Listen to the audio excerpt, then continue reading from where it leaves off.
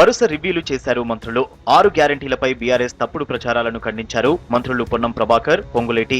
ఇచ్చిన మాట ప్రకారం 6 గ్యారెంటీలను 100 రోజుల్లో అమలు చేస్తామని స్పష్టం చేశారు. నిజమైన అర్హులను గుర్తించాలన్నదే తమ తపన అన్నారు మంత్రులు.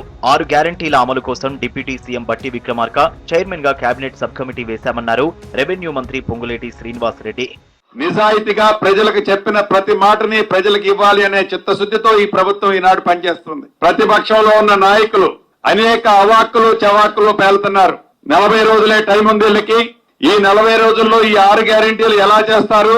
ఏ వేదికల్లో కూడా 40 రోజులు 50 రోజుల్లో చేస్తానల్లా 100 రోజుల్లో ఈ 6 గ్యారెంటీల్ని ప్రతి ఇంటికి అర్హులైన ప్రతి ఇంటికి చేర్చే బాధ్యత చేస్తామని చెప్పాం. 100 రోజులు బీఆర్ఎస్ ఓపిక పట్టలేదా అని ప్రశ్నించారు రవాణా శాఖ మంత్రి పొన్నం. అబద్దాల మీద గత 10 ఏళ్లు ప్రభుత్వాన్ని నడిపారని ఆరోపించారు. అసత్య ప్రచారాలు చేస్తే తీవ్ర చర్యలుంటాయన్నారు పొన్నం. పగడ్బందీగా 6 గ్యారెంటీలను అమలు చేస్తామని చెప్పారు. డేటా ఎంట్రీ తర్వాత కేబినెట్ సబ్ కమిటీలో చర్చించి విధి విధానాలు విడుదల చేస్తామన్నారు. మా ప్రభుత్వం కట్టుబడింది అభివృద్ధి, ఎన్నికల హామీల అమలు, నిరంతర ప్రక్రియ. ఒకవేళ మాట్లాడుతారని ఇళ్ల నిర్మాణం జరిగేది, అప్లికేషన్ల ప్రక్రియ కొనసాగుతాం. ఇల్లు నిర్మిస్తాం. శాచ్యురేషన్ మోడ్ లో ప్రతి ఒక్కరికి ఇల్లు నిర్మాణంలోకి ఇస్తాం. మేము డబుల్ బెడ్రూమ్ లెక్క అల్లెడ తేడా వండుకుంటారు, కోళ్ళెడ కమ్ముతారు, మేకలెడ కట్టేస్తారు. అంటే 5 లక్షలతో ఇల్లు ఇస్తాం.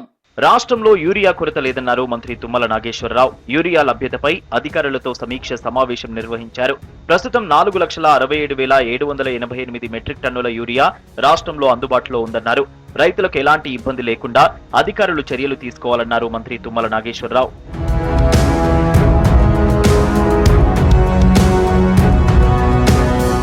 పౌర సరఫరాల శాఖపై మంత్రి ఉత్తమ్ కుమార్ రెడ్డి సచివాలయంలో సమీక్ష నిర్వహించారు.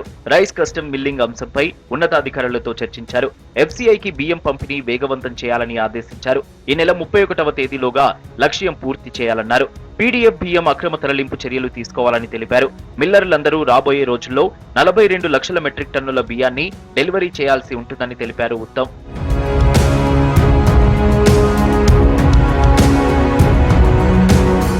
ప్రపంచానికి కొత్త రూపం ఇద్దాం, కదలి రండి పుస్తకావిష్కరణ చేయడం సంతోషంగా ఉందన్నారు డిప్యూటీ సీఎం బట్టి విక్రమార్క.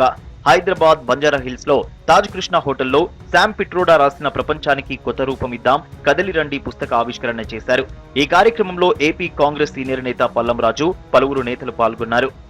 ఈ డెమోక్రటైజేషన్ లో కూడా ఇంక్లూజివ్నెస్ లేకపోతే అన్రెస్ట్ పెరిగి అది సమాజానికే హానికరం అనేది కూడా చాలా స్పష్టంగా సింప్లిఫై చేసి చాలా అద్భుతంగా చెప్పారు. ఇతర రంగాలకు సంబంధించి కూడా అన్నిట్లో rethinking, redesigning of the world అనే దాని గురించి చాలా స్పష్టంగా అనేక అంశాలపైన దీంట్లో చెప్పటం, వాటన్నిటిని కూడా మనం ప్రజల దగ్గర తీసుకొని వెళ్ళగలిగితే తప్పనిసరిగా ఈ పుస్తకం ఈ సమాజాన్ని, దేశాన్ని కూడా మార్చేస్తుందని నేను ప్రగాఢంగా నమ్ముతా ఉన్నాను. హైదరాబాద్ యశోద ఆసుపత్రిలో చికిత్స పొందుతున్న మంత్రి కోమటిరెడ్డి వెంకటరెడ్డిని పరామర్శించారు ఏఐసీసీ ఇన్ఛార్జ్ దీపాదాస్ మున్షి. ప్రస్తుత ఆరోగ్య పరిస్థితిపై కోమటిరెడ్డిని అడిగి తెలుసుకున్నారు. వీలైనంత త్వరగా మంత్రి కోమటిరెడ్డి వెంకటరెడ్డి కోలుకోవాలన్నారు దీపాదాస్ మున్షి.